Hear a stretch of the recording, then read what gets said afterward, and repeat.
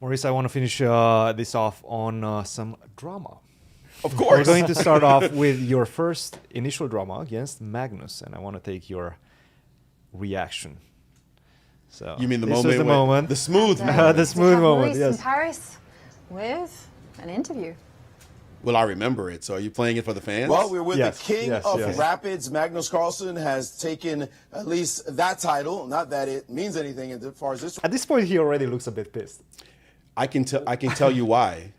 Do you want me to tell you yes, why? Please do. So the backdrop to this is you're the one doing commentary with Jovanka and I might have been in the studio. yeah, Yes, I you were think I was in the doing studio. commentary with I think I was Jovanka in the and, studio, and yeah. so this is what happened. People think that what happened was this moment right here. Like he got upset at this moment. But Yeah. in an interview afterwards, he told everybody what happened, and it was this. I was also with Romain Edouard. Yeah. Doing commentary in Paris.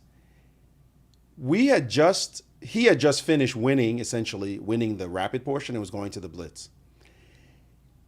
You all in the studio are now saying who you thought would now win the tournament. Who are you picking to win the tournament? And someone says Magnus, and someone says Magnus, and I think you said Grischuk. Sure. I'm pretty sure you said Grischuk. And now you threw it to Maurice in Paris. Magnus is off camera being mic'd, about to come to the interview. And I say, because Grischuk had just won 4 or 5 in a row, I said, I don't know. It looks like Grischuk is doing really well. I would pick Grischuk to win the tournament. Magnus hears this off camera and now enters the stage. And this is why he comes in already pissed. He's already pissed. Peter Doggers interviewed him for chess.com afterwards, and he explained that's what really upset him, that he had just won the damn Rapids. He's Magnus Carlsen, the world champion, and here's this guy talking about Grischuk's going to win. So he comes in with a chip on his shoulder, and the rest is history. Let's see. Tournament is concerned, but at least he's shown that he is indeed the best player in the world and starting off the Grand Chess Tour quite well. Magnus, you seem to have some hiccups earlier today. You didn't have He's already really so smooth pissed. performances, and this game wasn't that smooth either. It looked a little bit unclear. What's your feeling overall as the game was transpiring? Okay, I mean, what do you want me to do? So, I mean, I take the piece, and then, I mean, of course, he hasn't done anything particularly wrong. Of course, it's not going to be lost. I mean, what do you want from me? I think this was the key phrase. What do you want from me, Maurice? What do you want? From me, Maurice? So at the moment now, I'm like, what's he pissed at? Yeah. And he's upset about a technicality that I'm not calling the performance smooth. That day he had one tough game against Karyakin that he had like thrown a pencil. This game that he had won, I forget who it was that he had beaten, but whoever had sacked a piece against him. And he had to take care of business. So it wasn't like it was one of those classic, easy, smooth victories. So I didn't think I was qualifying it as anything special. But now homie is upset. Like, yo. And at this moment when he's upset, I'm thinking to myself, the cameras are on. Mm-hmm. This is hellified good television.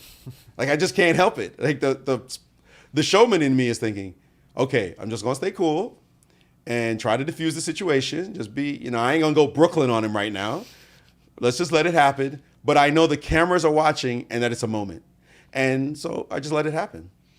And how is your relationship right now with Magnus? Did you guys squash the beef? Within days. Within days, like it was maybe 2 days later when we happened to see each other, and he came over to me and was like, man, Sorry about that. well, I was just kind of overreacted, and I was like, yeah, I didn't mean anything. But by then, the big story had gone larger than either of us could have possibly controlled.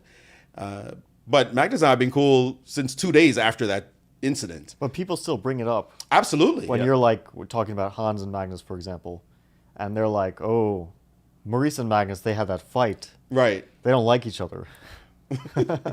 I mean, that's cool. If a controversy sells in chess. So if it's going to be like we don't like each other, I mean, he and I played Bug House together here in St. Louis, and I was just talking with him. He invited me to the tournament, or his group did, down to Miami.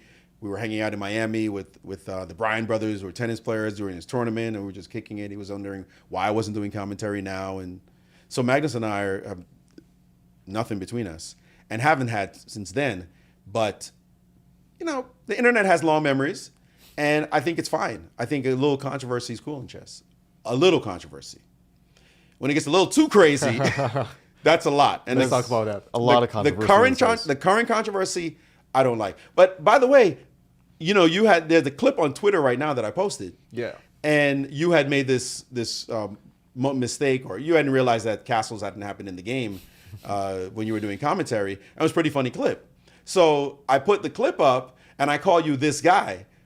Now, people don't know that this guy is like a good friend of mine. So people like, whoa, you're being so condescending to your fellow commentators. Yeah. And I'm like, what? It's Christian. Like, what are you talking about? You know how me and Christian talk to each other? But that's the thing, they don't. They don't. They don't know our relationship. So when they see it, they think I'm just trashing on this random commentator. We're gonna sell some pay-per-views for the next and then so now we're gonna do some chess boxing. I hate him. I don't like him. Yo, we're gonna fight. But so it's fine. I think it's a little bit more fun. Lawrence and Greg Shahade do their little like feud or whatever it's called, their grudge match, and they're trash talking each other online, and you're like, oh, these guys hate each other. Yep. People love that. People love to. In this case, it's kind of weak because we're just like, friends and co-commentators. But in the case of Hans and Magnus, that's a big one. There's no faking that one. Like that's just no faking that one. That's rough. I think that's rough for chess. I don't like what happened. I think Magnus made a mistake in the way he flowed with it, because I don't think he thought it was going to happen the way it went down. He was right in feeling upset and maybe suspecting. Clearly, he could see certain things, certain trends, and later it came out that Hans had done a lot of things. But the cheating allegation, I'm sure he's not happy that chess has to deal with this from the media standpoint. I haven't talked to him, but I would suspect that he's feeling like, this is a game that I am the greatest ambassador for the game. He's our greatest sportsman. He is a great sportsman as well, and he doesn't lose. I mean, he's not happy when he loses. None of us is happy when we lose, but he loses and gives respect. Like, even if he played like crap, I played like crap, but they beat me. He's got Praggnanandhaa to beat him. Other people, even less than that, have beaten him in the past. He knows you can lose at chess. So losing, when people say sour grapes, no, it's Magnus. He's been a great sportsman his entire career. He's used to losing. And he's used to, not that used to losing, like we're used to losing. But he's not going to overreact. But he's not going to overreact to losing a game. Play him a match and see what happens. He'll take all your money. But losing is not that for him. So I don't see any sour grapes from Magnus. He's very principled. This is principled.